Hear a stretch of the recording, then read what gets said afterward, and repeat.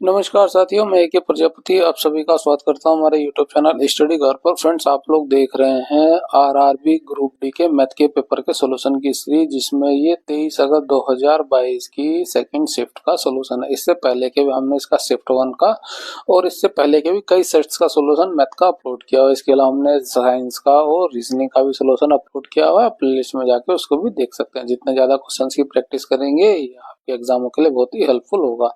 चलिए शुरू करते हैं। आज के सॉल्यूशन से दिया है, यदि tan थीटा बराबर 4 है तो 4 cos theta plus 2 sin theta बटे में है 2 sin theta minus cos theta का मान ज्ञात करना है। अब tan थीटा की वैल्यू दी है तो हम इसको 10 में कन्वर्ट कर लेते हैं। कैसे करेंगे? हम cos को कॉमन ले लेते हैं ऊपर से, तो क्या हो जाएगा cos थीटा जब हम कॉमन ले लेंगे, यहाँ पे खाली 4 बचेगा और यहाँ पे तो cos है नहीं, तो यहाँ पे हमने मान लिया कि इस तरह से cos हैगा, है ना, अरेंज कर दिया। तो ये cos कॉमन आ जाएगा, बचेगा क्या? साइन बटा 2 cos थीटा बचेगा, तो ये हो गया 2 साइन थीटा बटे में हो जाएगा cos का थीटा। सेम यहाँ पे भी करें, यहाँ से भी हमने cos थीटा को कॉमन लिया तो क्या हो जाएगा, इसमें भी कुछ इस तरह से हमने एक cos को ऐड कर दिया, तो ये वाला cos थीटा कॉमन हुआ तो ये इस तरह से बच जाएगा। 2 साइन थीटा बटे में cos थीटा हो जाएगा, माइनस का क्या होगा, 1 हो जाएगा ये। ठीक है, अब ये cos और ये cos कट जाएंगे तो ये क्या हो गया, 4 प्लस 2, है ना, ये हो गया tan थीटा और tan थीटा की वैल्यू क्या है, 4 हैगी, तो क्या हो जाएगा, 2 गुणा 4 हो जाएगा। यहाँ पे ये 2 हैगा, साइन बटे cos tan हो गया, tan थीटा की वैल्यू है 4 माइनस का 1, बस इसको सोल्व कर देंगे। ये 4 दूनी 8 हुआ और 8 में 4 जोड़ देंगे, ये 12 हो जाएगा। ये 4 दूनी 8 हुआ, 8 में से 1 घटा देंगे तो ये 7 हो जाएगा। तो आंसर क्या हो जाएगा, 12/7। ऑप्शन 1 हमारा करेक्ट हो जाएगा।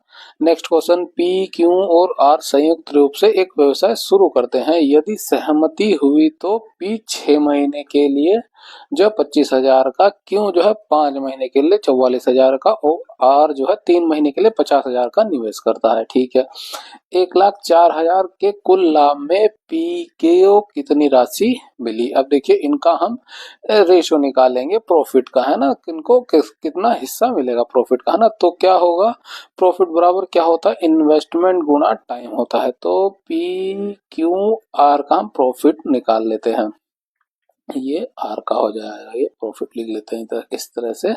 तो क्या होता है, इन्वेस्टमेंट गुणा टाइम। पी का इन्वेस्टमेंट कितने है, जो है 6 महीने के लिए 25,000 है, तो 25,000 गुणा 6 हो जाएगा। क्यू का कितना है, 5 महीने के लिए 44,000 है, तो 44,000 गुणा 5 महीने। आर के लिए क्या हो जाएगा, 3 महीने इन्वेस्ट किया 50,000 रुपए, तो 50,000 गुणा 3 हो जाएगा। ठीक है, ये इनका प्रॉफिट का रेशो निकाल लेंगे हम। तो ये 3 जीरो से ये 3 जीरो इसकी कट जाएगी, 3 जीरो इसकी भी कट जाएगी।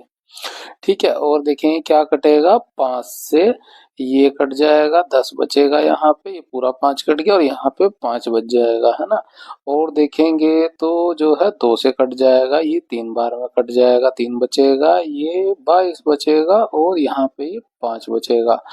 अब और कुछ कॉमन नहीं है तो बस इनकी गुणा कर लीजिए, कितना हो जाएगा, 5 तिया 15 हो जाएगा, ये 22 हुआ और 5 तिया 15 हो गया। ये इनके प्रॉफिट का रेशो आ गया, है ना, पी का ये, क्यू का ये, आर का ये। ठीक है, पूछ रहा है कि पी को कितनी राशि प्राप्त होगी, तो पी का हिस्सा कितना आया प्रॉफिट का, 15 रेशो का आया। टोटल कितने हिस्से हैं, जोड़ देंगे, 15 और 15 30 और 22 ये हो जाएगा, कितना हो जाएगा, 52, 52। ठीक है, तो कुल कितना लाभ है, 1,04,000 का। बस आप सोल्व कर लीजिए, 52 से देखेंगे 2 बार में कट जाएगा और ये 3 जीरो बचेगी, 15 दूनी हो जाएगा 30 और ये 2 जीरो, तो पी का कितना हिस्सा निकला, 30,000 रुपए। ऑप्शन 4 का 30,000 करेक्ट हो जाएगा।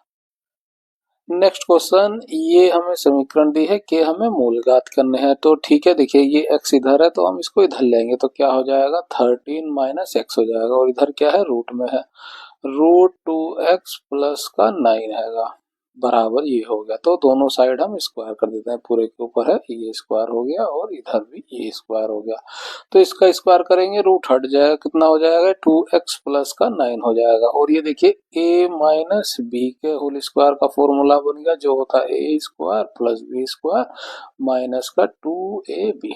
बस इसको यही लिख लेंगे। तो 13 का स्क्वायर करेंगे 169 हो जाएगा, और x का स्क्वायर करेंगे तो ये x स्क्वायर हो जाएगा, माइनस है ना 2 गुणा 13 गुणा x हो जाएगा ये। ठीक है, बस इस 9 को इधर ले जाएंगे तो ये 160 हो जाएगा, और ये x तो ऐसे ही रह जाएगा। इसमें देखिए कितना हुआ, ये 26x हुआ। ये 2x को इधर ले जाएंगे, ये भी माइनस में हो जाएगा, कितना हो जाएगा 28x हो जाएगा, है ना। तो हम इसे अरेंज कर लेते हैं ऑर्डर में। ये x स्क्वायर हो जाएगा, माइनस का 28x हो जाएगा, और ये प्लस का 160। बराबर में इधर कुछ नहीं बचेगा, तो ये बराबर 0 हो गया। ठीक है, अब हमें 160 के ऐसे फैक्टर करने हैं कि ये वाले सिंबल को देखना है ना, कि जोड़ने पर 28 मिले तो क्या हो जाएगा, ये 20 गुणा 8 हो जाएगा, है ना। 8 दूनी 16, 160 मिल जाएगा, और जोड़ेंगे तो 28 भी मिल जाएगा। तो एक्स स्क्वायर माइनस का 20x माइनस का 8x प्लस का 160 बराबर 0। देखेंगे x कॉमन आ जाएगा, x माइनस 20 हो जाएगा ये। यहाँ पे 8 कॉमन आ जाएगा दोनों में, तो क्या हो जाएगा x माइनस 20 अंदर हो जाएगा।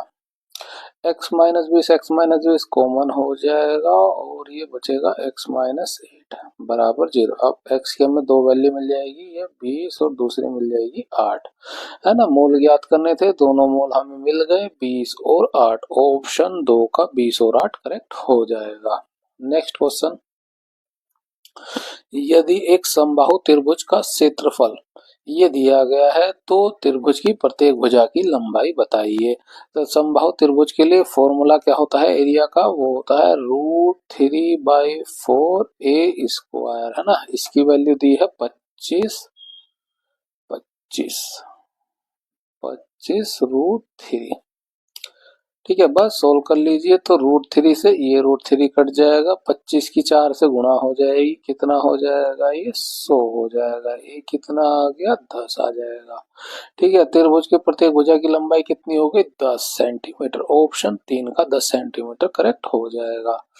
नेक्स्ट क्वेश्चन, निम्न में से कौन सी संख्या 7 और 11 दोनों से ही विभाज्य। अब देखिए 7 के लिए तो डिविजिबिलिटी रूल जो है वो बहुत लंबा है, तो सीधे सीधे आप 7 को डिवाइड करके देखिए। 11 के लिए पता है कि अल्टरनेट संख्याओं का योग बराबर 0 होना चाहिए ना, बराबर होना चाहिए दोनों साइड का। तो यहाँ देखिए अल्टरनेट 7 और 1 8 हुआ, यहाँ अल्टरनेट 7 1 और 8 हुआ। बाकी में चेक करें 8 और 10 10 हुआ, 6 और 4 10 हुआ, बराबर ही आ रहा है ना। 3 और 1 4, और ये 4 हुआ, 3 2 5 हुआ, 5 4 9 हुआ, ये 5 हुआ, और ये 9 हुआ। तो ये 11 से नहीं डिविजिबल होगा, लेकिन बाकी के 3 11 से डिविजिबल है। अब तो हमें सब में 7 को चेक करना पड़ेगा डिवाइड करके। तो हम जब इसको डिवाइड करेंगे तो ये डिविजिबल हो जाएगा। ऑप्शन 1 हमारा करेक्ट हो जाएगा। ठीक है, नेक्स्ट क्वेश्चन, यदि 25 22 25 27 24 और x का माध्य जो है 26 है तो x का मान ज्ञात कीजिए। देखिए जनरली क्या होता था, हमें माध्य निकालना होता था। यहाँ पे हमें माध्य दिया है ना, माध्य जब निकालते तो हम अपनी तरफ से एक माध्य मानते थे। यहाँ पे हमें माध्य दिया हुआ है, तो हमें क्या करना है, बस इससे कंपेयर करना है। ये कितना कम है माध्य से, माइनस का 4। ये कितना कम है, माइनस का 1। ये कितना अधिक हो गया, प्लस का 1 हो गया। और ये कितना कम हो गया, माइनस का 2 हो गया। ठीक है, बस इसको जोड़ लीजिए, है ना। तो ये तो कट जाएगा, ये आएगा माइनस का 6। अब 26 माध्य होने के लिए इसमें क्या होना चाहिए, जो -6 की कमी हो रही है वो इस संख्या में जुड़ जाएगी, है ना।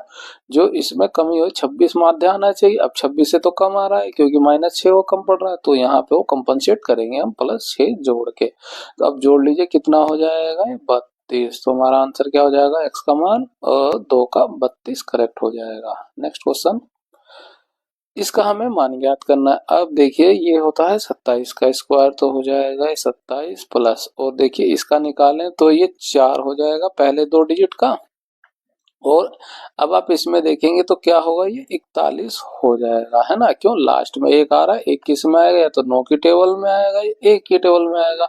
अगर 9 में आप कंफ्यूज हो रहे तो ये 49 होगा, और 49 के करीब होता है 50, तो 50 का स्क्वायर करे तो 2500, यानी कि उस नंबर को 2500 के बहुत करीब होना पड़ेगा, जो ये पॉसिबल नहीं। ये 1600 के करीब है ना, 1640 का स्क्वायर होता है, और ये 40 के बहुत करीब है, तो इसका जो है वर्गमूल क्या आएगा, 41 आएगा। थोड़ा आपको ये समझना पड़ेगा इस तरह से, है ना। और ये स्क्वायर होता है 24 का, माइनस इसमें भी देखिए वही होगा, है ना। देखिए 1600 ज्यादा हो गया तो 40 तो अचार तो आएगा ही आएगा। और देखिए 9 किस में आता है, 9 आता है 3 की टेबल में या फिर 7 की टेबल में 9 आएगा, है ना। अब 7 के लिए भी वही क्वेश्चन सवाल हो जाएगा कि ये 2500 के बहुत करीब होना चाहिए था, लेकिन है ये 1600 के करीब, तो इसका क्या होगा, 43 हो जाएगा। तो माइनस का 43, बस इसको सोल्व कर लीजिए, इसको इससे से घटा देंगे, माइनस का 2 बच जाएगा, जो इसमें घटा देंगे ये हो जाएगा 22, और ये 27 है, तो जोड़ देंगे 7 और 2 9 हो जाएगा, 2 और 2 4 हो जाएगा, 49। ऑप्शन 3 हमारा करेक्ट हो जाएगा। नेक्स्ट क्वेश्चन, निम्नांकित बार ग्राफ को ध्यानपूर्वक अध्ययन कीजिए, उसके आधार पर पूछे गए प्रश्न का उत्तर दीजिए। ठीक है, प्रश्न क्या है, 2018 से 2020 तक बेचे गए इरेजर बॉक्सों की संख्या में लगभग कितने प्रतिशत की वृद्धि हुई। 2018 और 2020, है ना। यहाँ पे कितने बेचे गए, 35, और यहाँ पे बेचे गए 55, तो कितने की वृद्धि हो गई, 20 की वृद्धि हो गई। ये इसका कितना प्रतिशत है ना, बॉक्सों की संख्या इरेजर कितने प्रतिशत की वृद्धि हुई है, तो हमें इस इनिशियल से हमें कंपेयर को करना पड़ेगा। तो ये 35 हुआ, गुणा इसका प्रतिशत निकाल लीजिए बस।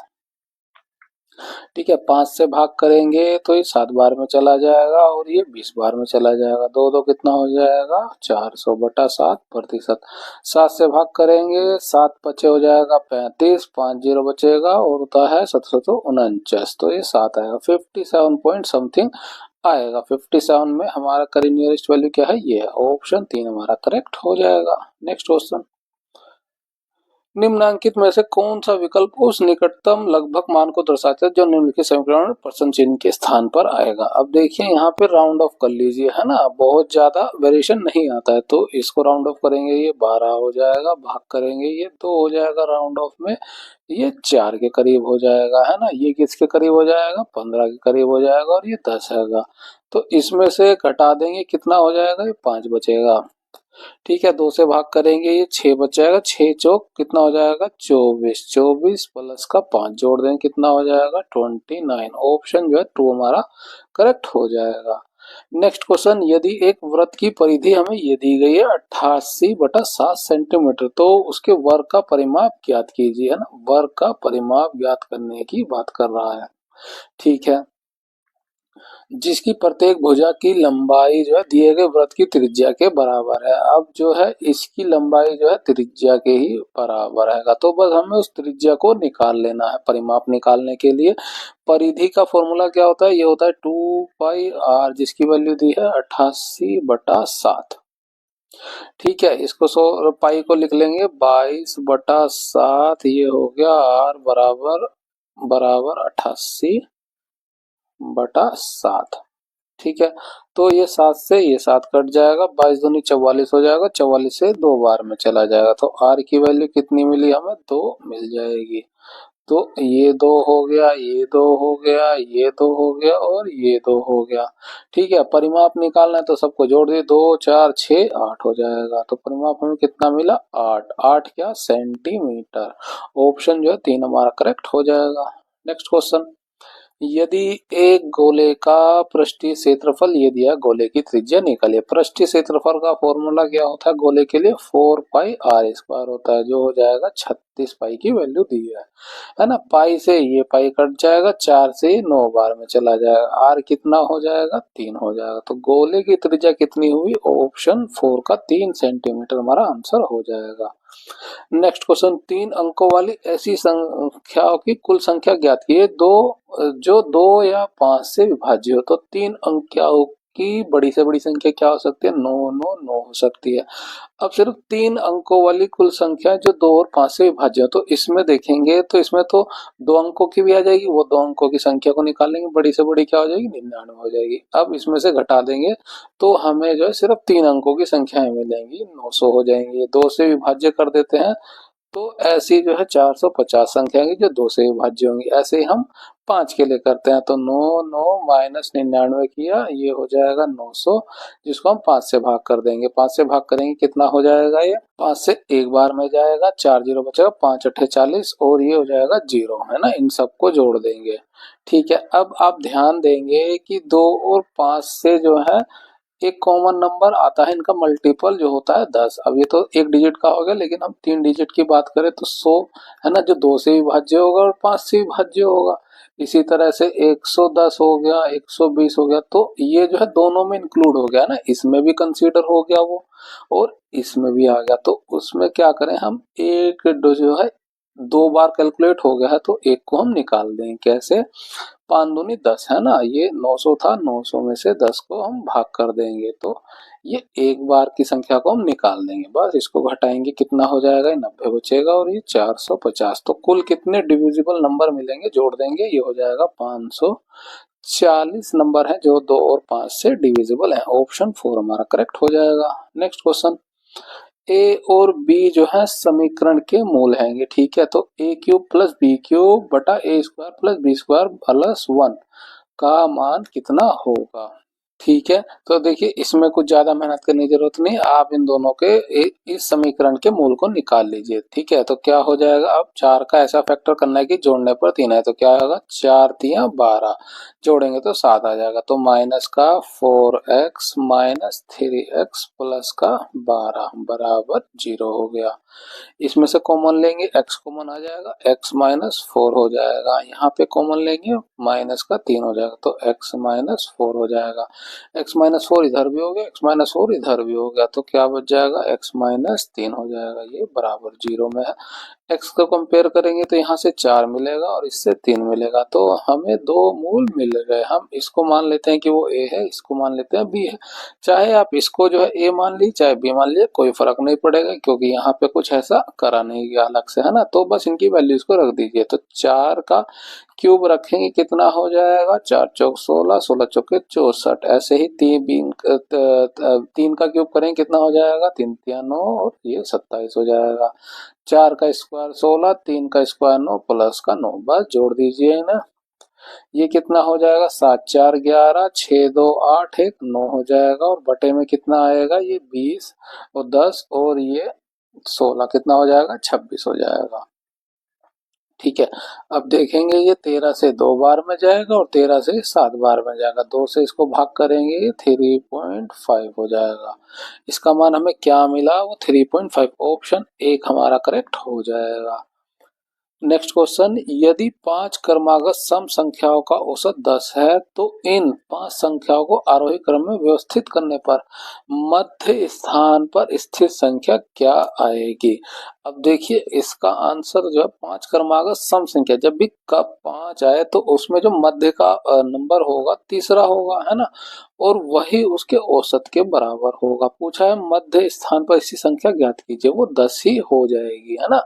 इसमें कुछ करने की जरूरत थी ही नहीं। अब देखिए हम आरोही क्रम में अरेंज करना है, तो हमने पहली संख्या मान ली x है, 5 क्रमागत सम संख्या होनी चाहिए, तो अगली क्या होगी, x प्लस का 2 होगी, उसके बाद अगली क्या होगी, x प्लस का 4 होगी, उसके बाद अगली क्या होगी, x प्लस का 6 होगी, और उसके बाद अगली x प्लस 8 हो जाएगी। तो ये 5 संख्याएं मिल गई, है ना।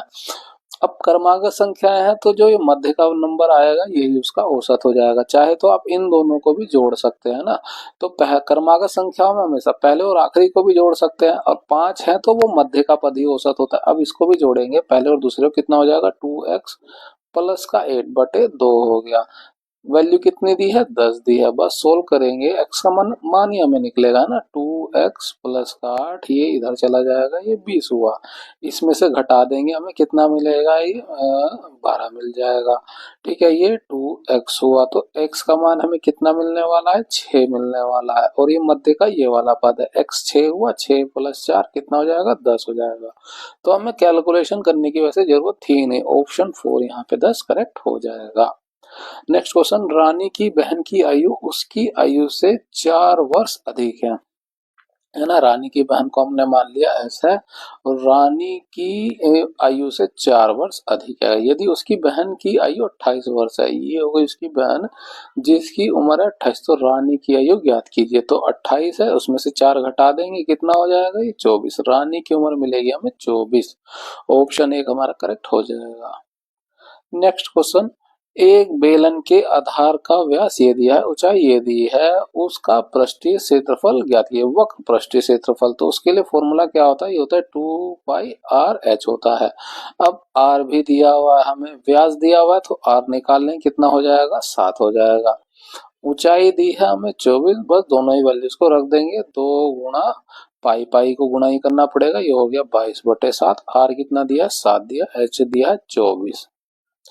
कैलकुलेट कर लेंगे, 2 से ये 7 से 7 कट गया, और इसकी गुणा कर देंगे, ये हुआ 48, ये है 22, है ना। बस सोल्व करेंगे तो आपको, वैसे यूनिट डिजिट आप फोकस करेंगे तो नहीं कटेगा, तो ये 11 गुणा 2 की इसमें गुणा कर देंगे, 96 हो गया। अब इसको गुणा करना आसान हो गया, 6 इन दोनों को जोड़ना होता है, 9 6 हो जाएगा 15, है ना। 9 6 हो जाएगा 15, फिर ये 9 में जो एक एलसीएम हासिल आया वो इसमें जोड़ दे, कितना हो जाएगा, 9 और 1 10, तो 1056 है ना, ये 6 आएगा, फिर 9 6 15, 1056 सेंटीमीटर स्क्वायर। ऑप्शन 3 हमारा करेक्ट हो जाएगा।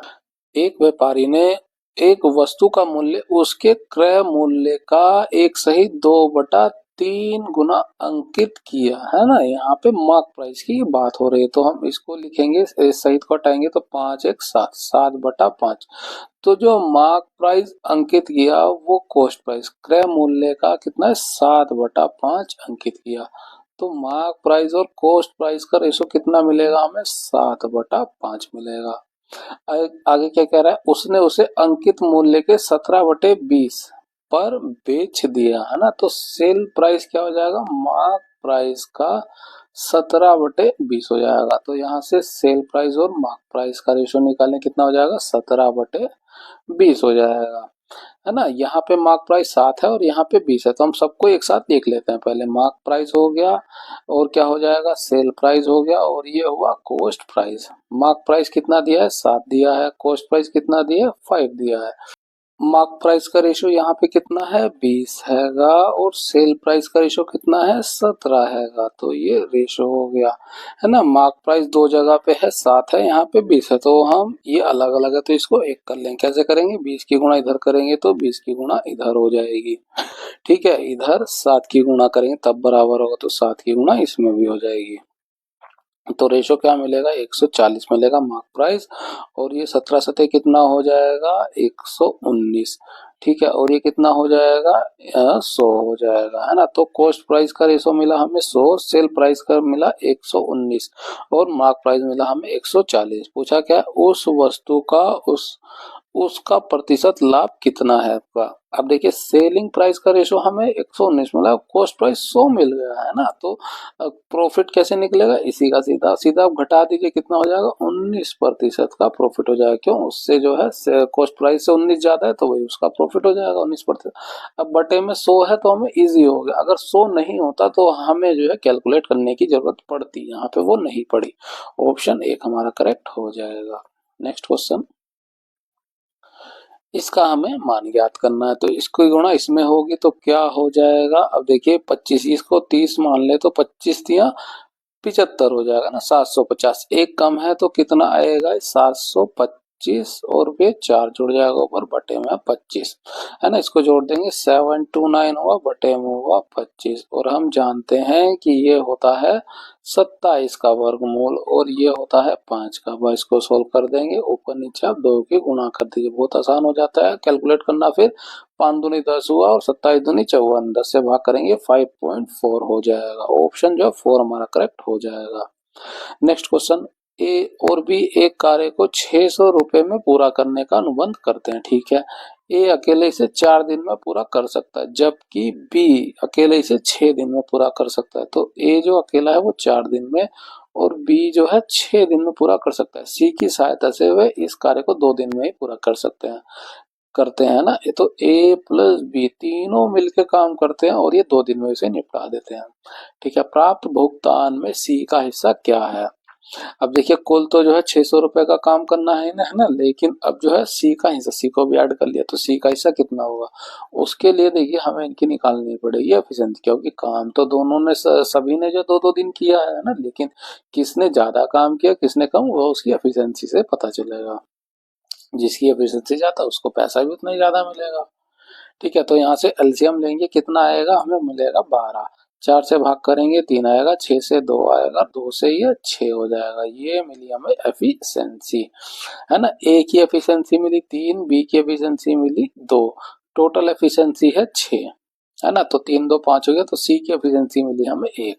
सी का हिस्सा ज्ञात करना है, तो सी की एफिशिएंसी है 1, टोटल कितनी एफिशिएंसी है 6, पैसा कितना है 600 रुपए का काम किया इन्होंने, भाग कर देंगे, ये 100 बार में चला जाएगा तो 100 जो है रुपए का भुगतान किया जाएगा सी को, सी का हिस्सा। सो ऑप्शन 4 हमारा करेक्ट हो जाएगा।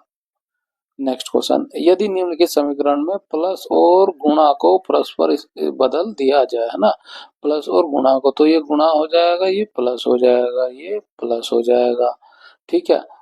भाग और माइनस के स्थान बदल दिए जाए, ये भाग हो जाएगा, ये माइनस हो जाएगा, ये माइनस हो जाएगा। अब पूरी इक्वेशन को हम एक बार लिखते हैं ना, तो 6 माइनस 16 प्लस का 4 और प्लस का 4 हो गया, माइनस हुआ 8, भाग करेंगे 8 से, गुणा करेंगे 2 से, प्लस करेंगे 7, ये हो गया। बस इसको सोल्व कर लीजिए, 8 से एक बार में चला जाएगा और ये 2 की गुणा हो जाएगी इसमें, है ना।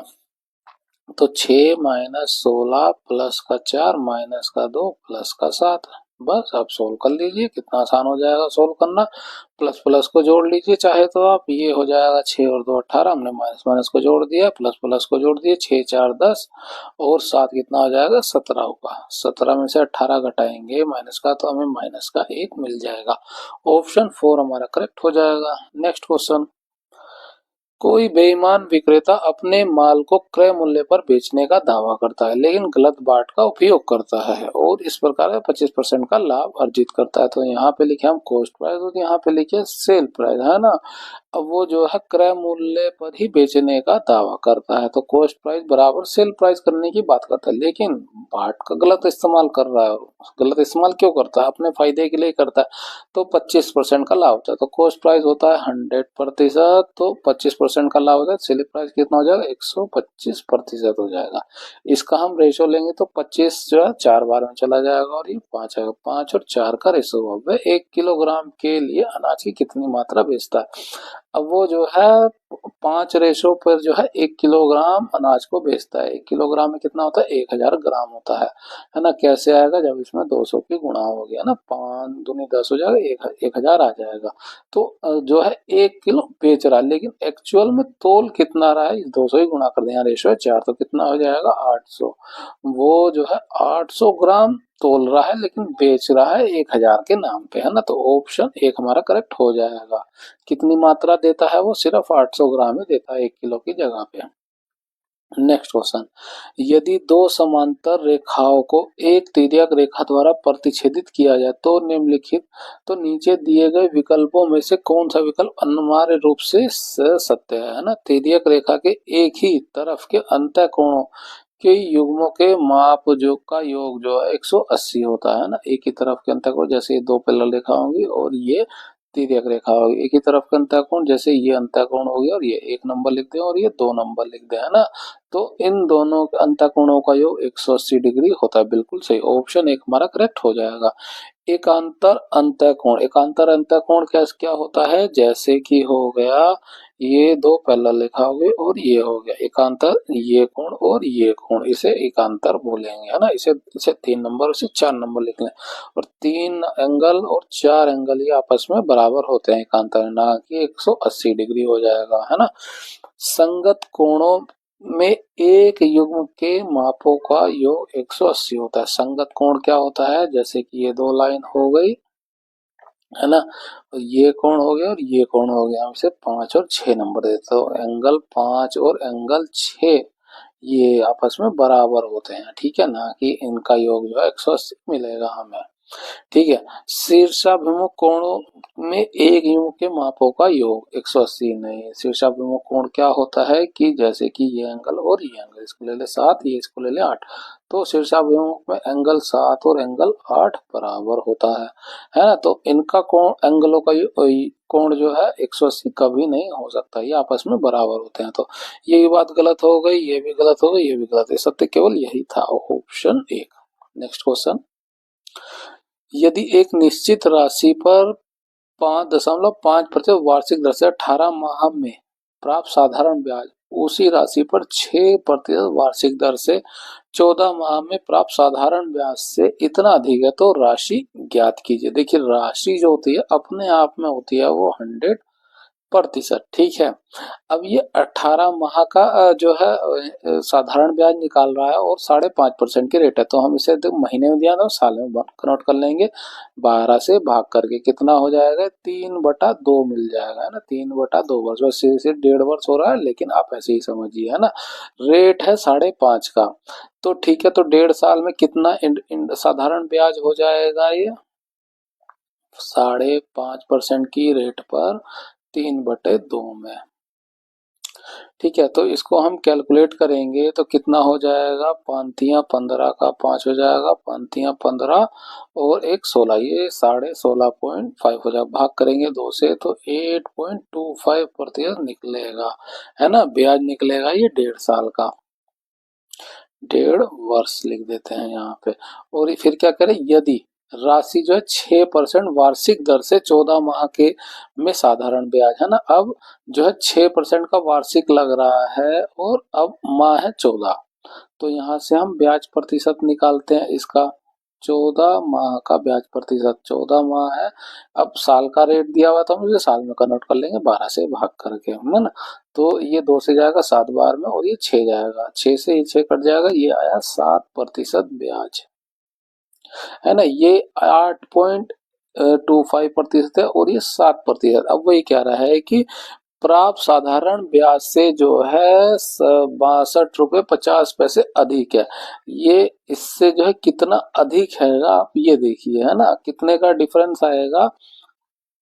यहाँ पे अगर हम मैं लिख देता हूँ ऐसे, ब्याज ये 1.5 वर्ष का माइनस ब्याज जो है 14 माह का, उसका अंतर दिया हुआ है 62.50, ये है 8.25% और ये वाला है 7%, इसका डिफरेंस आएगा 1.25%, जिसकी वैल्यू हो गई 62.50। 100% की वैल्यू हमें निकालनी है, ये हो गया, ये मान लिया हमने x हो गया, बस क्रॉस मल्टीप्लाई करेंगे तो क्या हो जाएगा, x की गुणा हो रही है 1.25%, तो वो आ जाएगा बटे में ऊपर क्या आ जाएगा 100 गुणा 62.50, बस इसको सोल्व कर लेंगे तो ये दशमलव हटाएंगे, यहाँ से भी दशमलव हट जाएगी, 25 से भाग करेंगे 4 बार में चला जाएगा और ये 5 बार में चला जाएगा, प्रतिशत यहाँ पे भी तो प्रतिशत से प्रतिशत भी कट जाएगा, ठीक है। अब 5 से इसे भाग करेंगे तो 5 से 1 बार में जाएगा और ये बचेगा 12, 5 दूनी 10 हो जाएगा, 2 5 हो जाएगा, है ना, 2 5 हुआ, 25 से 5 बार में चला जाएगा, ये 0 है, ये सीधा, बस इसकी गुणा कर दीजिए, ये सीधे सीधे हमें दिख रहा है 5,000 हो जाएगा, तो राशि कितनी है 5,000 रुपया, ऑप्शन 3 हमारा करेक्ट हो जाएगा। नेक्स्ट क्वेश्चन, एक माँ पुत्र और पुत्री की आयु का योग जो है 70 वर्ष है, तो माँ के लिए हमने m, पुत्र के लिए एस और पुत्री के लिए डी का इस्तेमाल कर लिया, तो मदर सन और डॉटर के योगफल कितना है 70 वर्ष आएगा। यदि माँ की आयु उसके पुत्र की आयु की 3 गुनी है, तो माँ की आयु उसके पुत्र की आयु की 3 गुनी है और पुत्री की आयु उसके भाई से जो है 5 वर्ष अधिक है ना। पुत्री की आयु जो है उसके भाई से 5 वर्ष अधिक है। एस को हम इस तरह से बना लेते हैं ताकि कंफ्यूजन ना हो 5 और एस में। अधिक है ना, अधिक है तो प्लस, कम है तो माइनस लिखते हैं, अधिक के लिए प्लस, ठीक है। बस जो माँ की आयु को निकालना है तो हम यहाँ पे m की वैल्यू को रख देते हैं, हमें सन मिल जाएगा ये 3s और ये s है ही सिंगल और d कितना आएगा s+5, ये हो गया बराबर है 70, जोड़ देंगे ये 3 है 4 5, 5s प्लस का 5 बराबर 70, ये इधर घटा देंगे 65 हो जाएगा और ये 5s हुआ, 5 से भाग करेंगे 13 बार में चला जाएगा। s की वैल्यू हमें मिल गई 13। हमें निकालनी है माँ की आयु, तो इसमें रख देंगे 3 गुणा 13 हो जाएगा, तो माँ की आयु कितनी आ जाएगी 39 वर्ष। ऑप्शन 4 हमारा करेक्ट हो जाएगा। नेक्स्ट क्वेश्चन, एक व्यक्ति को 1 घंटे में 8 किलोमीटर की दूरी तय करनी है, ठीक है। यदि वह कुल समय के 1/3 समय में 1/4 दूरी तय करता है, तो शेष समय में शेष दूरी तय करने के लिए उसकी चाल कितनी होगी। अब देखिए, यदि वह कुल समय के 1/3 समय है ना, 1/3 समय तो वो चल चुका है, शेष समय कितना हो जाएगा, तो 1/3 चल गया तो बचेगा, इसको लिखें 1/3। ये 3 टोटल है, एक चला है वो तो 2 हिस्सा बच गया, टोटल 3 में से 2/3 बच गया। 1 घंटे का निकालेंगे तो 2/3 घंटा हो गया, ये शेष समय है ना, घंटा, ये हो गया शेष समय। ऐसे ही शेष दूरी निकाल लेंगे। शेष दूरी के लिए क्या है, 1/4 दूरी वो तय करता है। 1/4 कितना होता है 1/4 है ना, जो नीचे होता है वो कुल होता है। एक चला है, 4 में से एक चला तो बचा कितना 3/4 बच गया है। कुल दूरी कितनी है 8 है, तो इसको सोल्व कर लेंगे, 2 बार में चला जाएगा, 2 तिया हो जाएगा 6 किलोमीटर की दूरी वो तय करता है। इधर लिख लेते हैं 6 किलोमीटर।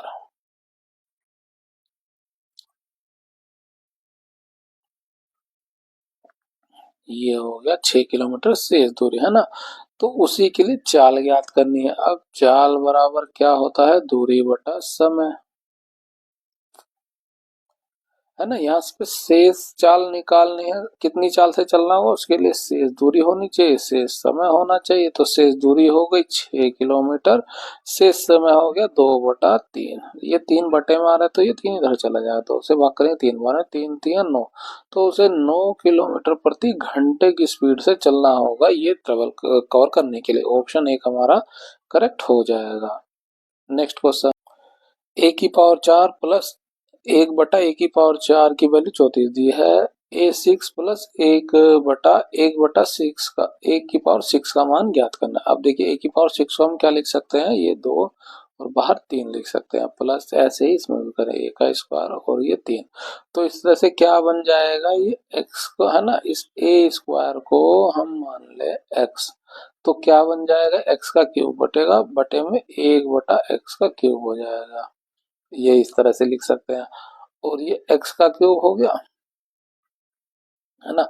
अब ये a की क्यूब b की क्यूब होगा, तो इसको क्या लिख सकते हैं, x प्लस 1/x, इस तरह से। और ये x² प्लस 1/x² माइनस का 1 लिख सकते हैं, ठीक है। तो हमने जो x को a² माना था, बस वही वैल्यूज को रख दें, क्या हो जाएगा a² प्लस 1/a², और ये हो जाएगा a² करेंगे स्क्वायर यहाँ पे भी तो 4 हो जाएगा बटे a⁴ माइनस का 1, ये हो गया।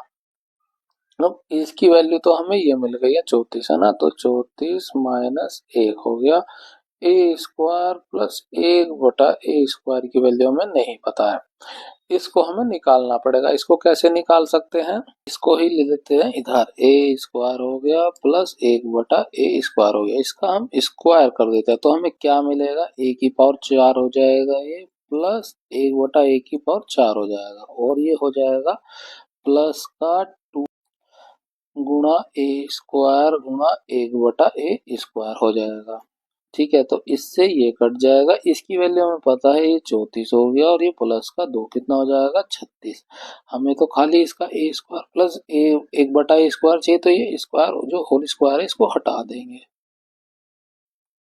क्या हो जाएगा, इधर आके अंडर रूट हो जाएगा, तो इसकी वैल्यू हमें क्या मिलेगी 6 मिल जाएगी। ए स्क्वायर प्लस ए स्क्वायर 1/a², 6 मिलेगा। इस 6 को इसमें रख दी, 6 गुना है ना, इसमें से घटाएंगे 33 हो जाएगा। बस इसकी गुणा कर लीजिए, 6×3 = 18, 6×3 = 18, 198 इसका आंसर हो जाएगा। ऑप्शन 4 हमारा करेक्ट हो जाएगा। नेक्स्ट क्वेश्चन, निम्नलिखित लाइन ग्राफ का ध्यानपूर्वक अध्ययन कीजिए, उसके आधार पर पूछे गए प्रश्न का उत्तर देना है। वर्ष 2017 से वर्ष 2021 में बेचे गए कंप्यूटर की कुल संख्या में अंतर कितना है। वर्ष 2017 ग्राफ ये है, तो इसको आगे बढ़ाएंगे, हमें मिलेगा 60, और वर्ष 2021 में बेचे गए 21 का ये हैगा, यहाँ बेचे गए हैं 40। कितने का अंतर है, 60 में से 40 को घटा देंगे, ये आएगा 20 का। अभी जो वैल्यू दी है ये 1000 में दी है ना, तो 20,000 इसका आंसर हो जाएगा। ऑप्शन 3 हमारा करेक्ट हो जाएगा। नेक्स्ट क्वेश्चन, इसका हमें मान ज्ञात करना है। इसका पूरे का तो 4 का स्क्वायर करेंगे, क्या हो जाएगा 16 हो जाएगा। ये 8 का स्क्वायर, तो इससे ये कट जाएगा, खाली 8 बच जाएगा। ये 5, इसका वर्गमूल निकालेंगे 5 हो जाएगा, और 5 चौक कितना हो जाएगा, ये 20। ये माइनस का 10 ही रहेगा, ये कितना हो गया माइनस का 30 हो गया, और ये कितना हो जाएगा 24 हो जाएगा। 24 में से 30 को घटाएंगे, हमें मिल जाएगा माइनस का 6। ऑप्शन 2 हमारा करेक्ट हो जाएगा। नेक्स्ट क्वेश्चन, इसको हमें सोल्व करके x का मान निकालना है, तो अंदर वाले के अंदर से गुणा, बाहर वाले की बाहर से गुणा करनी होती है, तो क्या हो जाएगा x² 48 गुणा 75 हो जाएगा। फैक्टर का क्या हो जाएगा 16 गुणा 3, 16×3 = 48 हो गया। इसको भी कर सकते हैं ऐसे 25 गुणा 3, है ना। x का मान निकालना है, तो हम ये पूरे का पूरा स्क्वायर हटाएंगे, इधर अंडर रूट आ जाएगा। ये इसका वर्गमूल 4 होता है, 3 का जोड़ा बन गया, तो 1 आ जाएगा, 25 का 5 आ जाएगा। बस गुणा कर लीजिए, कितना हो गया 4×3 = 12, 12×5 = 60। x का मान हमें कितना मिलेगा 60 मिल जाएगा। ऑप्शन 1 हमारा करेक्ट हो जाएगा। यहाँ पर हमारा मैथ का पोर्शन कंप्लीट होता है। अगर वीडियो हमारी अच्छी लगी हो तो इसे लाइक जरूर कीजिए, शेयर करिए और सब्सक्राइब करिए हमारे चैनल को इसी तरह की वीडियो के लिए। इस वीडियो की पीडीएफ चाहिए तो उसके लिए आप हमारे टेलीग्राम चैनल स्टडी करो को ज्वाइन कर सकते हैं। लिंक डिस्क्रिप्शन में, आप वहां से भी कर सकते हैं। मिलते हैं आपसे अगली वीडियो में। Thank you.